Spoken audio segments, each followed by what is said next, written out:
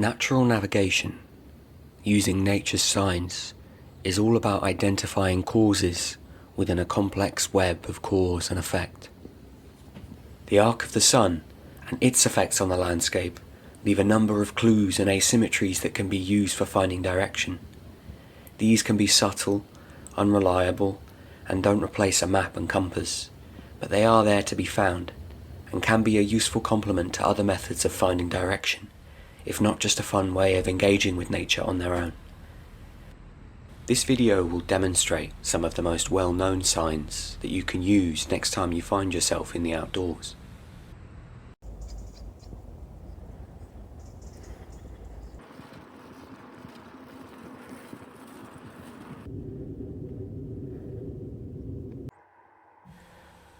It's well understood that the sun rises from the east and sets to the west.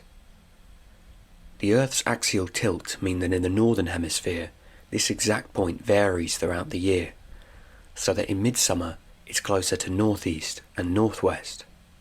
However, in every season, the sun's main arc always travels through the southern half of the sky, and at midday, at its highest and brightest point, it will always be due directly south. This means that the environment gets more light from the south than it does from the north. The effect of this difference is written into the landscape and can be seen in many freestanding trees. Branches on their southern sides reach outwards at a lower angle towards the sun and often have denser foliage, while on the shadier northern side, growth is less pronounced and branches tend towards a more vertical angle.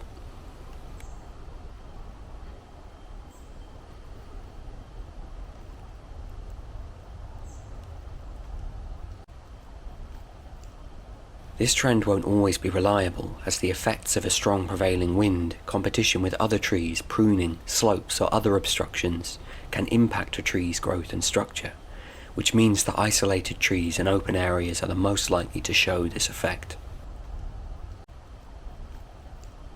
Trees can also demonstrate this effect in their leaves.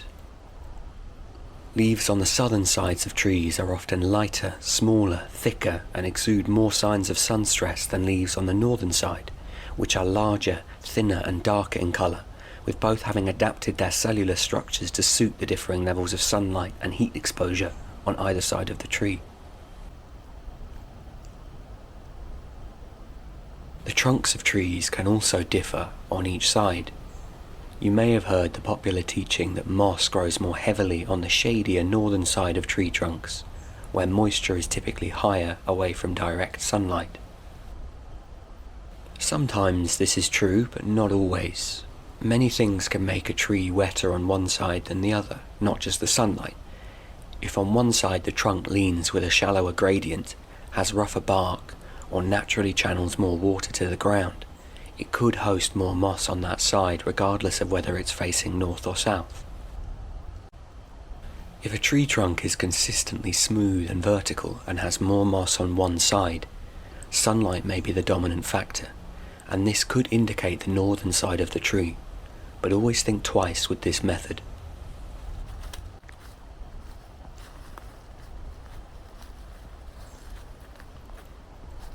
Lichen can be a slightly more reliable directional clue if you know roughly what kinds to look for. Lichen is the result of a symbiotic relationship between a fungus and a photosynthetic partner, which is either an algae or a cyanobacteria.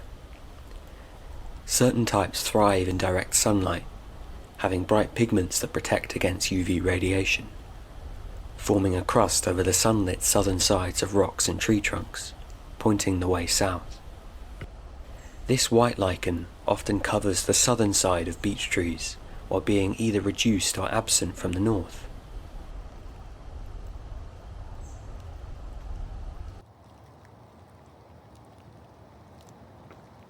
Another common indicator is the golden-coloured Xanthoria parietina, which often coats the southern side of trees like this birch.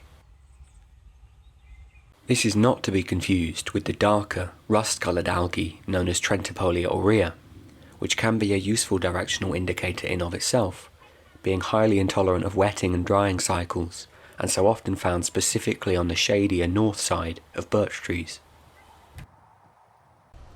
It is also possible to tell the difference between south-facing and north-facing slopes, based on the idea that the different levels of sunlight will have an impact on what grows on the north and south sides of a ridge, a bank, or a hill. This can also be impacted by differences in gradient, types of soil, the prevailing wind, or human activity, which can muddy this effect and mean that it's better used in conjunction with other methods.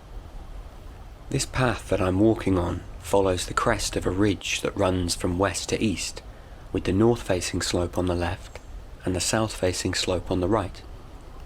Both have similar gradients and soil types, and yet are very different on each side. The northern side has less vegetation and is dominated by shade-tolerant species like beech, holly and false brome, reflecting the lower levels of sunlight on this side of the ridge.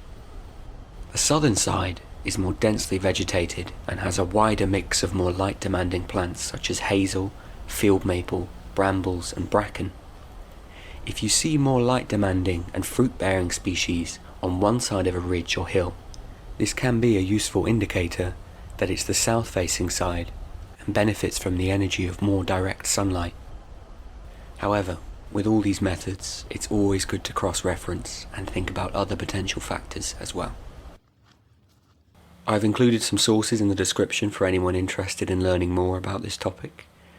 Follow me for my next video where I'll be attempting natural navigation at extremely high speeds. Thank you for watching.